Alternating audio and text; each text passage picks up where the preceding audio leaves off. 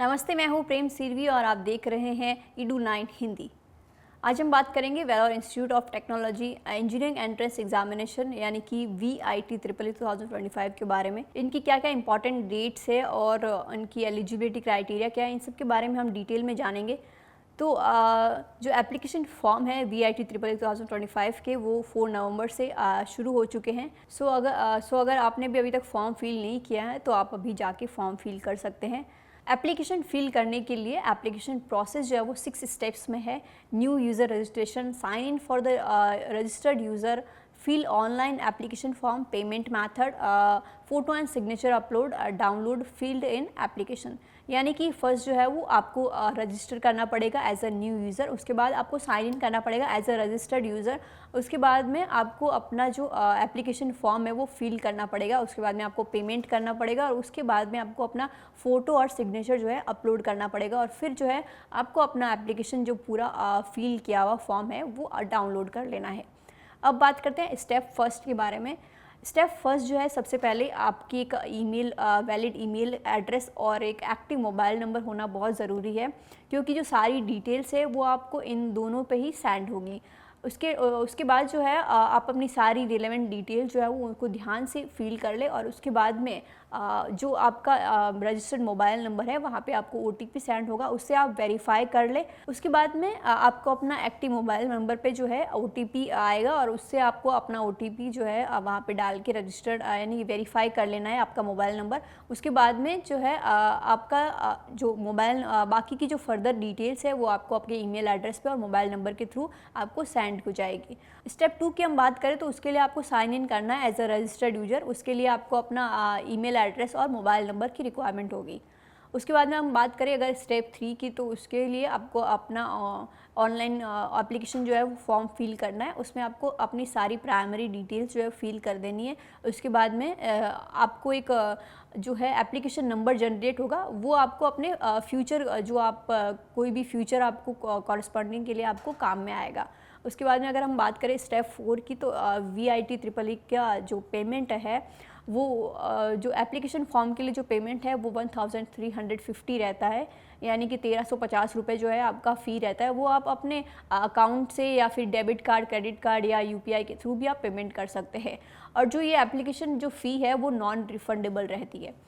अब बात करते हैं स्टेप 5 की। स्टेप 5 जो है, स्टेप 5 में आपको फ़ोटो एंड सिग्नेचर जो है अपलोड करना रहता है वहाँ पे वेबसाइट पे, और आपकी जो फ़ोटो है वो प्रोफेशनली क्लिक की हुई होनी चाहिए फ्रॉम द स्टूडियो। उसके बाद में हम बात करते हैं स्टेप 6 की। तो स्टेप 6 में जो है आपको अपना पूरा जो फिल किया हुआ फॉर्म है उसको डाउनलोड कर लेना है और उसके बाद में आपको जो है कहीं भी वो उसका हार्ड कॉपी आपको लेने की बिल्कुल भी ज़रूरत नहीं है और ना आपको कहीं पे भी पोस्ट करने की उसको ज़रूरत है। सिर्फ आपको आपके पास रखना है। उसके बाद में हम जैसे कि मैंने बताया, उसका जो रजिस्ट्रेशन फ़ी है एप्लीकेशन फॉर्म का वो 1350 रुपये रहता है। जो लास्ट डेट है रजिस्ट्रेशन की वो है 31 मार्च 2025। अब बात करते हैं एग्जामिनेशन की। एग्जामिनेशन की अगर हम बात करें तो VIT ट्रिपल ई का जो एग्ज़ाम है वो 21 से 27 के बीच में कभी भी हो सकता है, यानी कि 21 से 27 अप्रैल 2025 के बीच में कभी भी उनका एग्ज़ाम कंडक्ट हो सकता है।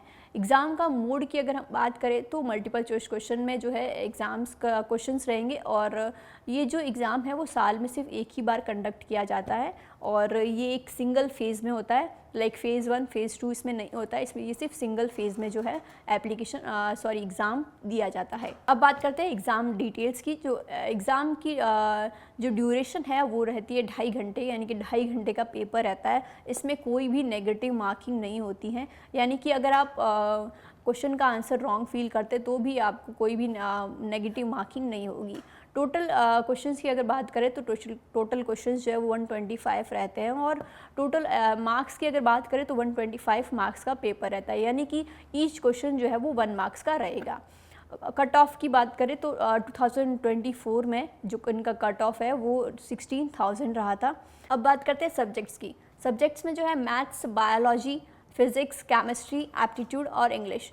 यानी कि आपका मैथ्स या बायोलॉजी में से एक पेपर होगा, उसमें से आपको जो 40 मार्क्स का पेपर होगा वो, और फिज़िक्स का जो है 35 मार्क्स का रहेगा, केमिस्ट्री का जो है वो भी 35 का रहेगा, एप्टीट्यूड का जो है वो भी 10 मार्क्स का रहेगा, और जो इंग्लिश का है वो 5 मार्क्स का रहेगा। यानी टोटल क्वेश्चंस जो है वो 125 रहेंगे। अब बात करते हैं 2024 के कट ऑफ्स की। CSE की अगर हम बात करें तो 8000 जो है उनका कट ऑफ रैंक था, और IT की अगर हम बात करें तो 9000 उनका कट ऑफ रैंक था। ECE की अगर हम बात करें तो 16000 उनका कट ऑफ रैंक था। CSE with specialization in bio informatics में की अगर हम बात करें तो उसका जो कट ऑफ रैंक था वो 12000 था। CSE विथ अदर स्पेशलाइजेशंस की अगर हम बात करें तो 16000 उनका कट ऑफ रैंक था। अब बात करते हैं 2023 के कट ऑफ रैंक की। CSE में 7500 इनका कट ऑफ रैंक था।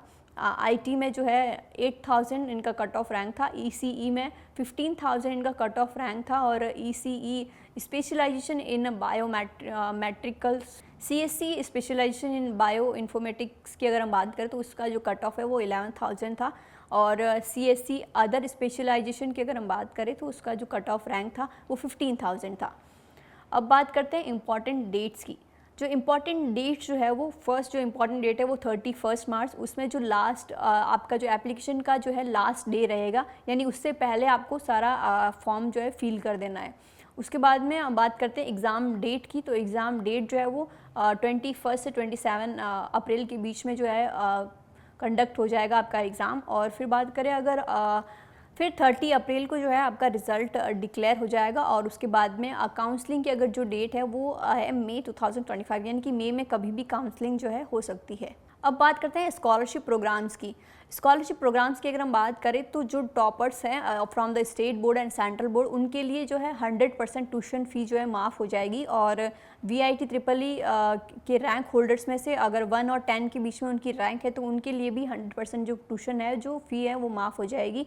और VIT EEE रैंक होल्डर्स में अगर 11 से 50 के बीच में अगर आपकी रैंक है तो आपका 75% जो ट्यूशन फ़ी है वो माफ़ हो जाएगी।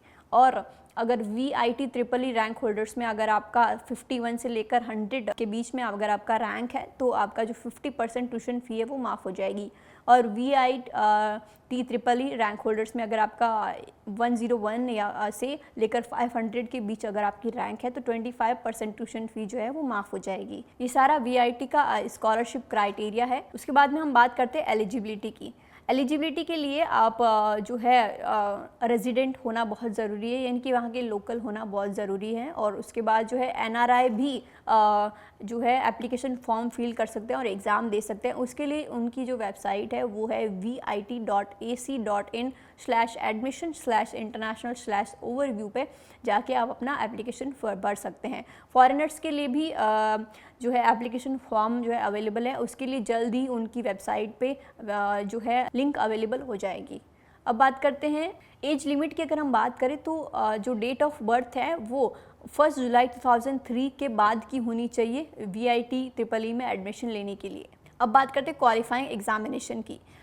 इस एग्ज़ाम में बैठने के लिए आपको कौन कौन सी क्वालिफ़िकेशंस होनी चाहिए उसके बारे में हम बात करेंगे। इसमें आप 12th पास होने चाहिए, और आप किसी भी सेंट्रल या स्टेट बोर्ड से पास आउट ज़रूर होने चाहिए।